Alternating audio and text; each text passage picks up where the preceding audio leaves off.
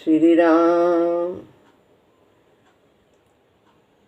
गुरुर्ब्रह्मा गुरुर्विष्णु गुरुर्देव महेश्वरः गुरु साक्षात् परब्रह्म तस्मै श्री गुरुवे नमः।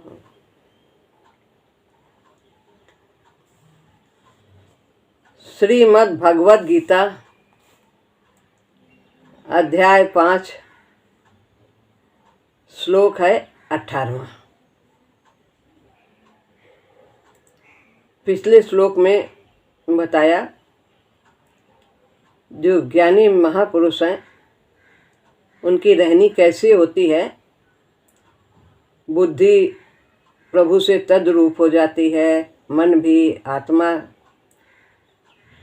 ये सब प्रभु के तद्रूप हो जाते हैं। उन्हीं के अनुसार ही कार्य करते हैं, उन्हीं का चिंतन करते हैं। और उनकी निष्ठा कैसी होती है, उन्हीं के लिए उनका जीवन होता है और वे ही उनके लिए उन्हीं का निवास, प्रभु का निवास ही उनका निवास होता है, वही उनका सच्चा घर होता है। ये सब बताया। ऐसे महापुरुष वो आवागमन से मुक्त रहते हैं क्योंकि उनके जो पाप हैं वह ज्ञान के द्वारा निर्मूल हो गए हैं। तो इस प्रकार की बात पिछले श्लोक में बताई। अब आगे वो किस प्रकार से समाज में व्यवहार करते हैं इसकी चर्चा इस श्लोक में है कि उनका व्यवहार किस प्रकार का होता है। श्लोक है 18वां।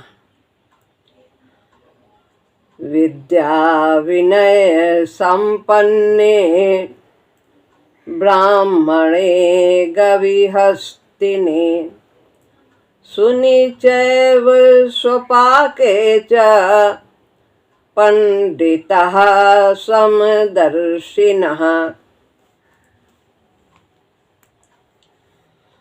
ज्ञानी महापुरुष यानी पंडितः कहा है तो ये ज्ञानी महापुरुष के लिए ही कहा है।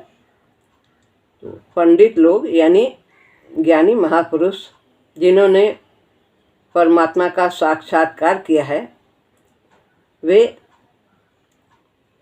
विद्या और विनय से युक्त ब्राह्मण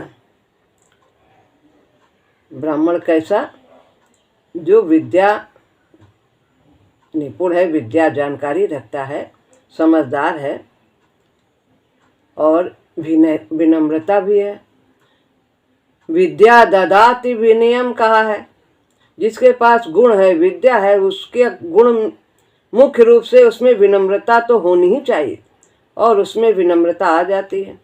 जिस तरह से फल से लदा वृक्ष किस प्रकार से उसकी शाखाएं झुकी रहती हैं, तो ऐसे ही विद्या से युक्त जो ज्ञानी हैं, जो ब्राह्मण हैं, उनमें विनम्रता होती है। तो विद्या और विनय से युक्त ब्राह्मण में गाय में, हाथी में, कुत्ते और चांडाल के विषय में समदृष्टि रखने वाले होते हैं।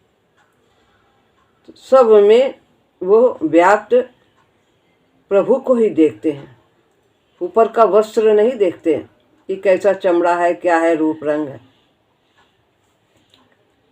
कौन है पंडित? जिसकी चर्चा ऊपर हो रही है, कई श्लोक में पीछे से चर्चा हुई है। पंडा यानी जो समझदारी रखता है, ज्ञानी पुरुष, वही वास्तव में पंडित है, जिसने परमात्मा का बोध किया है। कौन है यह पंडित जिसकी चर्चा ऊपर हो रही है? पिछले श्लोक में भी यही चर्चा हुई थी।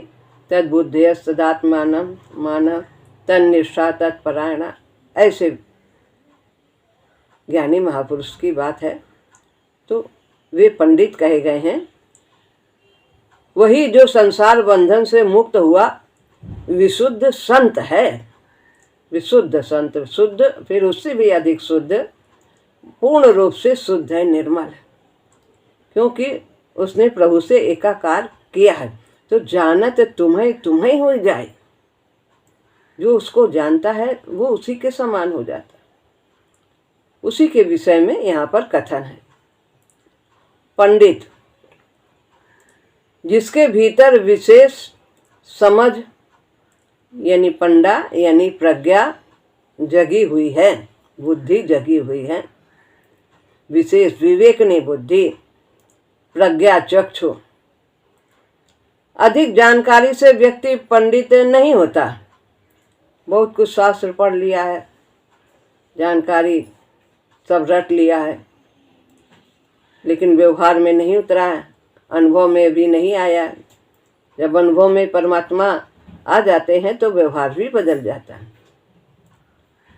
समझने की योग्यता से और पैदा हुई समझ से पंडित होता है कि वस्तु की स्थिति को भली बात जानना और उसको सही उसका मूल्य आंकना। जब स्थिति समझ लेंगे तो मूल्य भी सही उसका लगाएंगे। मूल्य आंकने का मतलब है कि हमारे जीवन में उसका कितना महत्व होना चाहिए। अपठित भी तो संत हुए हैं, पढ़ा नहीं है, पोथी जरा सी भी नहीं छुए, कलम छुए नहीं हाथ, मुँह से कागज छुए नहीं और कलम गही नहीं हाथ, और फिर भी उनके पद जो हैं वो उनसे लोग पीएचडी करते हैं। तो अपठित भी तो संत हुए हैं। सब स्वतः ही अंदर से प्रभु बोलते रहते हैं। सूरदास जी के कितने भजन हैं और वो सब उनका सब दर्शन होते रहते हैं और वो सब लिखते जाते हैं। कोई लिखने वाला है उसी से लिखवाते हूँ। तो मध्य युग के संतों ने तो पोथी की विद्या को प्रायः लाभ ही नहीं किया, प्राप्त ही नहीं किया। अनेक संत हुए हैं, कबीर दास जी हैं ऐसे, और रामकृष्ण परमहंस ने भी विद्या स्कूल वाली नहीं पढ़ी, सब ऐसे ही सब उनको जाने कितनी भाषाएं, सब जो भी भाषा की किताब उठा लेते थे सब वो पढ़ लेते। ये सब पहले का होता है। श्री रामकृष्ण परमहंस भी तो प्रायः अपठित ही थे। कोई कोई संत तो इस पोथी ज्ञान को वास्तव में प्रभु के पथ का बाधक ही समझते हैं। ज़्यादा तर्क वितर्क आ जाता है, ज़्यादा पढ़ लिया किताब कापी तो फिर तर्क आने लगता है, और या तो फिर उसमें उस पुस्तक का ज्ञान का सदुपयोग करते हैं, नहीं तो तर्क रहता है। तो ये कहते हैं कोई कोई तो संत इसको बाधक ही समझते हैं। विज्ञान ढूंढते हैं, हर एक चीज़ में विज्ञान और अध्यात्म। विज्ञान से ही हम अध्यात्म को नहीं जानते। विज्ञान जहाँ समाप्त होता है अध्यात्म वहाँ से शुरू होता है। बहुत सी चीज़ें हम विज्ञान के द्वारा सोचे सब नहीं जान सकते। परमात्मा को तो जान ही नहीं सकते। जहाँ तक यह अभिमान को पुष्ट करता है ये पोथी का ज्ञान, अहंकार बढ़ा देता है। हमने तो इतना शास्त्र कंठस्थ है, हमसे शास्त्रार्थ करो। तो और मति को उलझाता है। वहाँ तक तो यह सत्य ही है, इसमें कोई संदेह नहीं है। तार्किकता यदि नहीं आती तो ठीक है, उसका सदुपयोग करना चाहिए। और अपने अंदर अभिमान लाके कि हम में बहुत ज्ञान है, दूसरे को नीचा दिखाना, तो यही जो है बाधक हो जाता है। परंतु सर्वत्र ऐसा ही प्रभाव नहीं होता है इसका कि सब पढ़े लिखे ही सब इस प्रकार से हो। हमारे महाराज जी तो कितना पढ़े थे, 3 विषय से एमए थे, और कितने मधुर विनम्र सेवा भाव अगणित गुण थे उनमें। कोई भेदभाव नहीं। परंतु सर्वत्र ऐसा प्रभाव नहीं होता है। संतों की दृष्टि सम होती है। सम का अर्थ है बराबर, सबको समान देखना, भेदभाव से रहित होना, जाति का, वर्ण का, धर्म का, संप्रदाय आदि कोई भेद न रखना, सब में अपने प्यारे प्रभु को ही देखना और उसी के अनुसार व्यवहार करना, उसी के अनुसार प्रेम करना। उन्हें ऊंचा नीचा नहीं देखता, उन्हें कोई आदर तथा तिरस्कार का पात्र नहीं देखता कि ये बहुत इनके पास योग्यता है, मान सम्मान है और बहुत धन है, क्या क्या संसारिक उपलब्धियां हैं तो हम आदर करें, और नहीं तो छोटा है सांसारिक दृष्टि से, सामाजिक दृष्टि से तो उसका तिरस्कार करें, ऐसा नहीं। उन्हें कोई आदर तथा तिरस्कार का पात्र नहीं देखता। क्या वस्तुओं और व्यक्तियों की विशेषता देखनी बंद हो जाती है? प्रभु पद में प्रतिष्ठित होने पर क्या उसे दिखाई नहीं देता कि ये गुणवान है, इसमें कम गुण है, ये अवगुणी है? दिखाई देता है, लेकिन वो बाहर के गुण को नहीं देखता। गुण गुण में बरत रहा है, जैसा गुण है, जैसा उसका स्वभाव है, उसी के अनुसार वो बरत रहा है, लेकिन वो अंदर अपने प्यारे प्रभु को ही देखता है। उसी का ही अंश है, वो आत्मा परमात्मा का ही अंश है। तो वो इन सब विशेषताओं को देखते हुए भी उसका व्यवहार सम होता है। क्या भेद ज्ञान ही निर्मूल हो जाता? क्या उसका ये ज्ञान नहीं रहता कि क्या अच्छा है, क्या बुरा है, कौन संत है, कौन असंत है?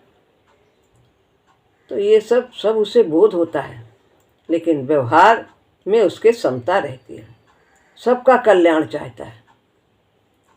वास्तव में सम दृष्टि अंधापन नहीं है, वो तो सभी तस्वीर को समग्र रूप से देखना है, देखता है, सब कुछ देखता है,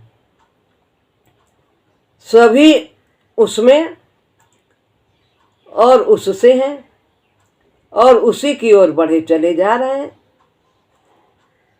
सभी उसी में है, परमात्मा के विराट रूप में, और सब उसी से ही उत्पन्न हुए हैं और सब विकास की ओर बढ़ रहे हैं। सबको एक दिन पूर्णत्व की प्राप्ति अवश्य होगी।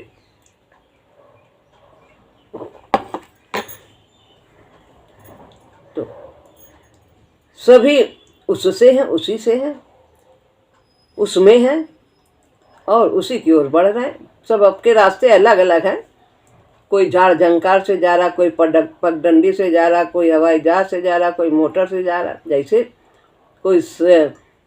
कोई जो है शुभ करके जा रहा, कोई अशुभ करके जा रहा, बढ़ रहा है, सब बढ़ रहे हैं। कोई अनुभव चोर भी कर रहे हैं और संत भी कर रहे हैं, सब अपने अपने अनुभव से आगे बढ़ रहे हैं। जैसा करोगे वैसा परिणाम आएगा, वो सिखा देगा, आगे के लिए अच्छे हो जाओगे। वही वास्तव में विभिन्न रूपों में लीला करता है, यह देखना है। जब हम हर रूप में, रंग में, क्रिया के गुण तथा दोष में उसी को पहचान लेते हैं, तब हम सभी कुछ देखते हुए भी सभी के प्रति सम रहते हैं। जैसे कि उसका बिच्छू का और संत का उदाहरण कर दिया था। सब अपने अपने स्वभाव के अनुसार बरत रहे हैं। सभी तमोगुण से रजोगुण में पहुंचते हैं और रजोगुण से सतोगुण, फिर एक दिन होता है गुणातीत भी हो जाते हैं। एक दर्जे का विद्यार्थी 4 में भी जाएगा, 10 में भी जाएगा, में भी पास करेगा, एकदम से तो नहीं पहुंच जाएगा, लेकिन विद्यार्थी कहलाएगा वो भी, एक वाला भी, एमए वाला भी। तो गुण दोष तो उसी एक की अगणनीय स्थितियां मात्र प्रतीत होती हैं, किसकी कोई गिनती नहीं है। सभी में गुण है और अवगुण है, जड़ चेतन गुण दोष में और विश्व कीन करता। संत हंस गुण गन गहे, पय परिहरि वारि विकार। संत का क्या स्वभाव होता है कि जैसे हंस दूध पी लेता है, पानी छोड़ देता है, ऐसे ही वो भी गुण को देखता है और गुण का परित्याग कर देता है, नहीं देखता। सबसे बड़ी बात उसमें हमारे प्रभु विराजमान है। अवगुणी है उसमें भी विराजमान है, और वो उसमें है और हम घृणा करते हैं दूसरे से।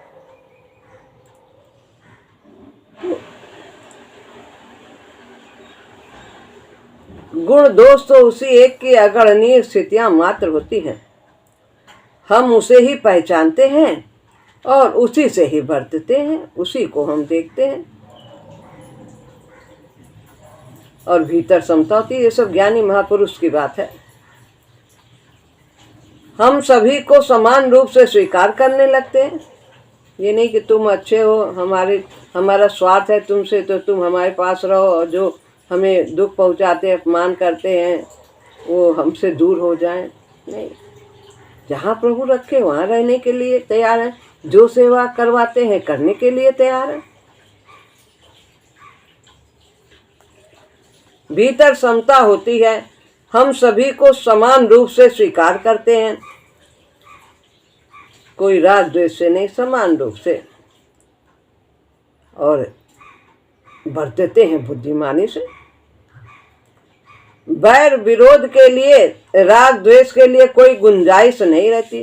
किसी को दूर करना होता है तो दूर भी करते हैं, पास करना होता है तो पास करते हैं, लेकिन राग द्वेष से रहित होकर, जैसी आवश्यकता है।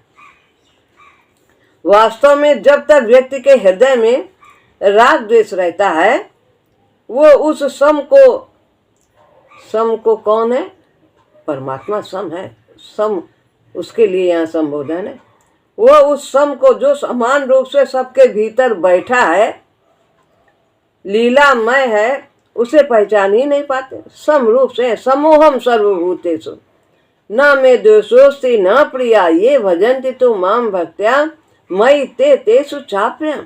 समान रूप से मैं व्यापक, हरि व्यापक सर्वत्र समाना, प्रेम ते प्रगट हूँ ही मैं जाना। शंकर जी कहते हैं सब जगह है हरि प्रभु, लेकिन प्रकट कैसे होते, दिखाई कैसे देंगे, प्रकट कैसे होंगे?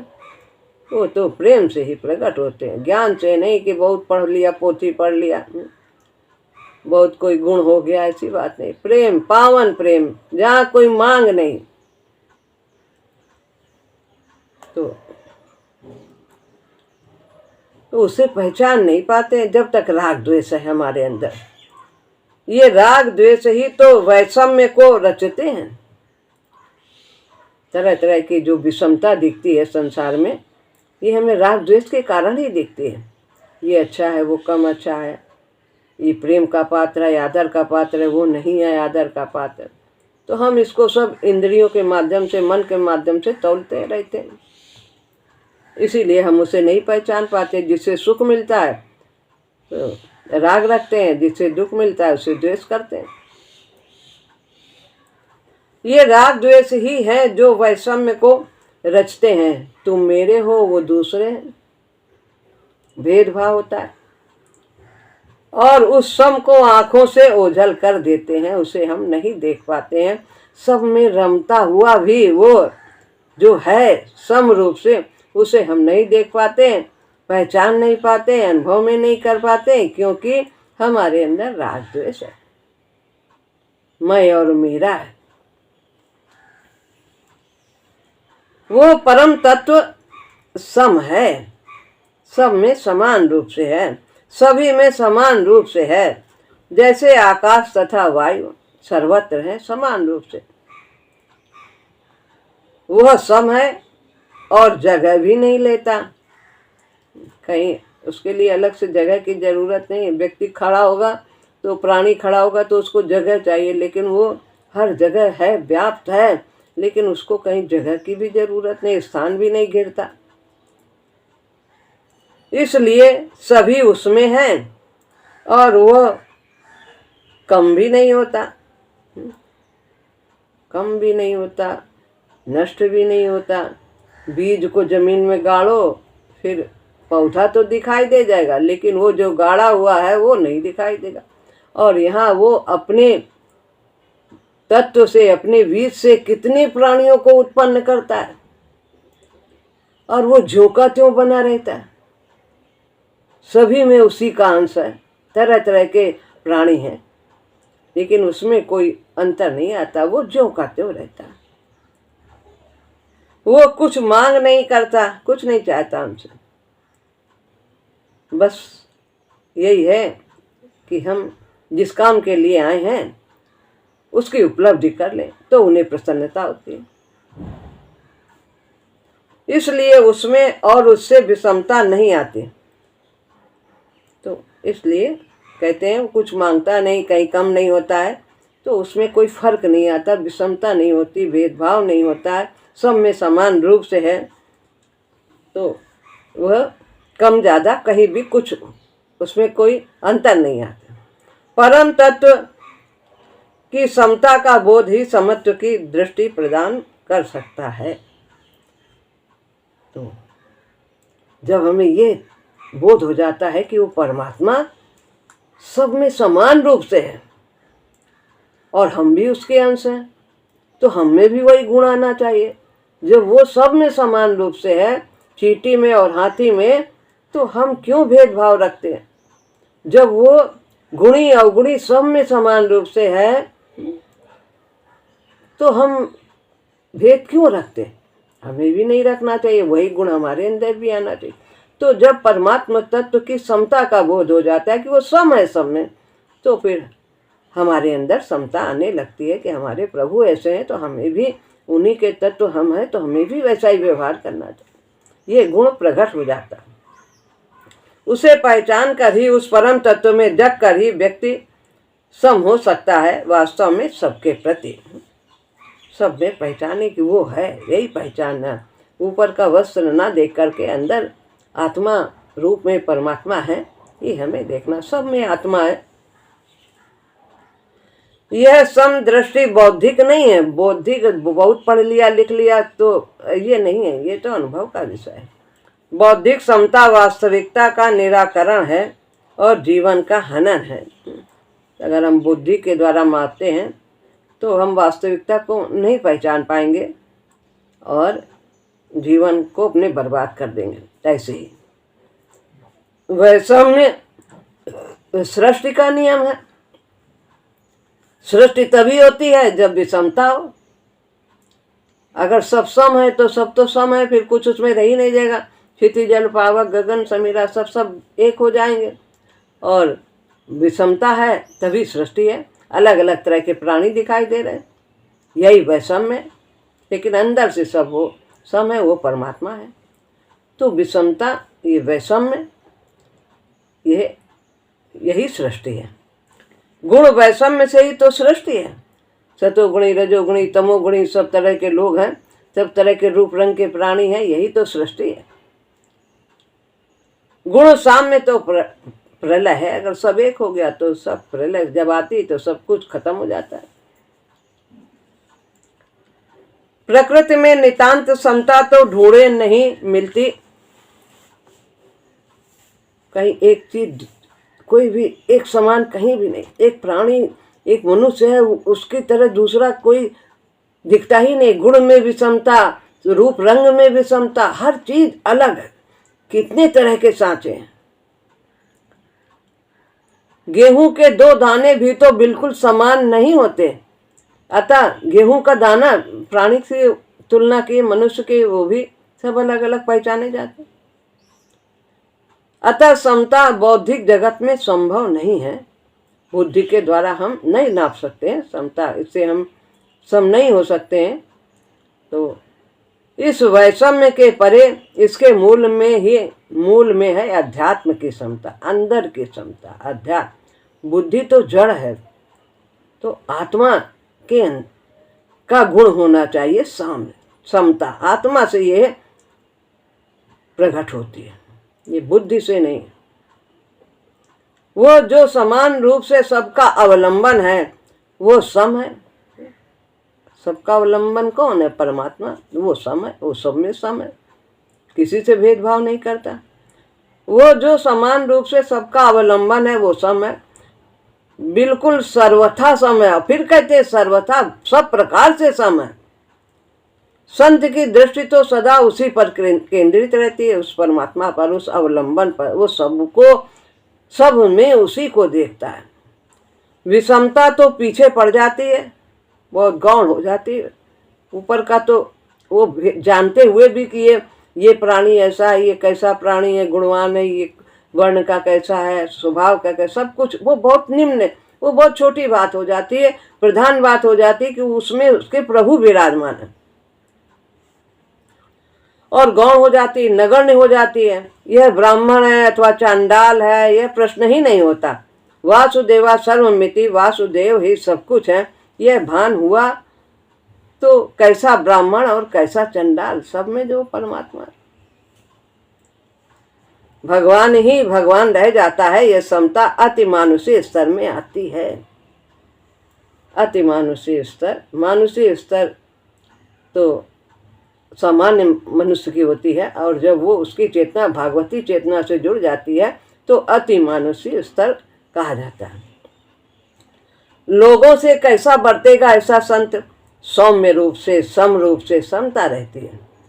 क्रोध नहीं हो जाता है कि उसके थोड़ी सी कोई अपमान किया संत का तो वो क्रोधित हो गए, ऐसा नहीं। सर्वभूत हिते रता होता है संत, वो भूत मात्र के कल्याण में लगा होता है। यह है व्यवहार का पैमाना। उसके समत्व बोध का आधार बाह्य व्यवहार नहीं होता है। समत्व बोध का आधार बाह्य व्यवहार कि तुमने अच्छा किया तो हम तुम्हारे साथ अच्छा करेंगे, तुमने बुरा किया तो हम बुरा करेंगे। ये बाह्य व्यवहार कैसा कर रहा है कौन व्यक्ति, तो उसके आधार पर उसके अंदर समता नहीं होती। वो तो अपने प्रभु को ही देख करके वो उसके कल्याण की ही सोचता है। कैसा भी वो उनके साथ व्यवहार करे, वो उससे क्रोध नहीं करता है। तो जो व्यवहार करना चाहिए वही वो करता है। उसके समत्व का बोध का आधार बाह्य व्यवहार नहीं होता, उसमें जगी हुई समत्व की चेतना आधार है। तो समत्व की चेतना यानी जो कि समत्व योग कहा गया है, उसके अंदर उस प्रकार का भाव हो जाता है। कर्म योग, समत्व योग, बुद्धि योग, ये सब साधना करने के ये अनेक उपाय हैं, अनेक साधन हैं, और उनके द्वारा समता की स्थिति को प्राप्त करता है। व्यवहार में वो समत्व बौद्धिक पैमाने को लेकर नहीं आता है। बुद्धि से उसका व्यवहार नहीं होता है कि दूसरे ने कैसा किया तो हम भी वैसा करें। तो जैसा व्यवहार जिसके लिए श्रेयस्कर होगा वैसा ही उसके लिए वो करता है। जिस समय जैसा उचित होगा उस समय वैसा ही बरतेगा। जैसे माता करती है, कभी दुलारती है, कभी डांटती है, किस लिए? सदा उसका भलाई चाहती है बच्चे का। कभी वो आदर देगा, प्यार देगा, और कभी दूर रखेगा। किसी को बहुत नजदीक बुलाएगा, किसी को दूर रखेगा। भगवान भी सबके साथ सम नहीं करते, सब उन्हीं की संतान है। लेकिन जो जिस रास्ते से आगे बढ़ना चाहता है उसको उसी रास्ते से वो आगे लिए चले जाते हैं। कोई अवगुण करके सीखना चाहता है, चलो इस तरह से सिखा देंगे, आगे बढ़ा देंगे। कोई सीधे रास्ते से चलता है तो उस रास्ते से उसे ले चलते हैं। जो लोग अपनी बौद्धिक क्षमता के पैमाने पर संत के व्यवहार को कसते हैं वे अध्यात्म को नहीं जानते। वे इस समता के रहस्य को नहीं समझते।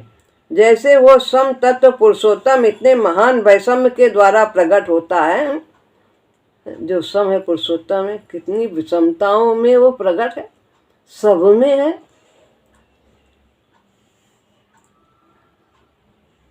ऐसे ही संत की सम दृष्टि व्यवहार के वैषम्य द्वारा प्रकट होती है। उसी में कल्याण और सजीवता है, स्वामित्व है और अलौकिकता है। उसी में उसका कल्याण होता है। दूर करने की जरूरत है तो दूर करते हैं, पास करने की जरूरत है तो पास करते हैं। संत भी कभी प्यार करते हैं, कभी डांटते भी हैं। यह एक कसौटी है, उसके भीतर से सारा व्यवहार करते हुए भी समता का लोप नहीं होता, राग द्वेष का उदय नहीं होता, काम क्रोध का आविर्भाव नहीं होता। यदि वो कुछ हो जाता तो अभी संत पद की प्राप्ति से दूर है। अगर उसके अंदर से राग द्वेष से कल्याण की भावना नहीं है उसके व्यवहार में, तो फिर अभी वो संत के पद से बहुत दूर है। तो जो कुछ भी करता है, जैसे प्रभु हमारे करते हैं, सब तरह तरह के प्राणी हैं, सबकी स्थितियां भिन्न भिन्न हैं, लेकिन वो सबको प्यार करते हैं, सबको अपना बनाना चाहते हैं। पार्श्विक स्तर के नाम लेकर स्पष्ट करते हैं समता को। पार्श्विक स्तर पशु के स्तर से बताते हैं कि पशु का उदाहरण देकर के कहते हैं, गाय पशु है, हाथी तथा कुत्ते में वे समदर्शी होते हैं। गाय पवित्र है, पूजा है, पूज्य है, माँ के स्थान पर है तो उसकी पूजा की जाती है, पवित्र हाथी उपयोगी जानवर है, परंतु कोई पवित्रता अपवित्रता के भाव उसके साथ नहीं रखे जाते हैं तो उसकी पूजा नहीं, उससे काम लिया जाता है, उसकी देखभाल की जाती है। उसका कुत्ता अपवित्र समझा जाता है, संत के लिए तीनों बराबर हैं। अब कुत्ते के साथ तो हम गाय की तरह व्यवहार नहीं कर सकते, मनुष्य की तरह नहीं कर सकते कि उसके साथ हम बैठ के खाना खाएं, ऐसा तो नहीं करते, लेकिन उसका भी कल्याण चाहते, उसको भी प्यार करते। जब हमारा किसी प्रकार स्वार्थ साधन शेष नहीं रहता तो भी दूसरे सम हो जाते हैं हमारे लिए। हमारा किसी प्रकार स्वार्थ साधन जब नहीं है तो भी दूसरे सम हो जाते हैं हमारे लिए। बहुत से ऐसे लोग हैं, कुछ हमसे चाहते नहीं फिर भी हमारे साथ अच्छा समता का व्यवहार रखते हैं। देखिए प्रकृति ही देख लीजिए, वायु है और सूर्य है, पृथ्वी है, ये सब भोजन आदि, ये सब कुछ सबको तृप्ति देते हैं, सबको धूप देते हैं, हवा देते हैं। क्या हमसे चाहते? कुछ नहीं चाहते। लौकिक तथा पारलौकिक स्वार्थ सिद्धि की कामना भी तो विषमता का कारण होती है कि हम यहाँ स्त्री के साथ ऐसा व्यवहार करें तो हमें ये सुख देगा, हमें बहुत कुछ देगा और हमारा परलोक बन जाएगा। नहीं, हम प्रभु को प्यार करते हैं, किस लिए? हमारा परलोक बन जाए इसलिए नहीं करते हैं। हम उनको रिझाना चाहते हैं, हम उनको प्रसन्न रखना चाहते हैं, बस यही कि वो प्रसन्न रहें। बस हम उनकी प्रसन्नता के लिए ही सब कुछ करते हैं और कोई स्वार्थ नहीं। वैसे तो प्रसन्न नहीं रहते, सब हर वक्त प्रसन्न रहते हैं, कोई नाराज थोड़े, लेकिन हमसे वो विशेष प्रसन्न रहे, हमसे प्रसन्न रहे, इसलिए हम कार्य करते हैं। संत तो समान रूप से तीनों में ही प्रभु को देखता है, तीनों में ही उनको नमस्कार कर सकता है, जो ऊपर बताए हैं, तीनों से प्यार कर सकता है। और व्यवहार क्या तीनों को एक बराबर खाना देगा संत? गाय को दूसरा खाना मिलता है और कुत्ता दूसरा खाना खाता है, घास नहीं खा सकता, सबका अलग अलग भोजन, कदापि नहीं। वैसा करना भीतर बैठे प्रभु का तिरस्कार करना होगा। जैसी काया वैसी ही उसकी आवश्यकताएं होनी स्वाभाविक है।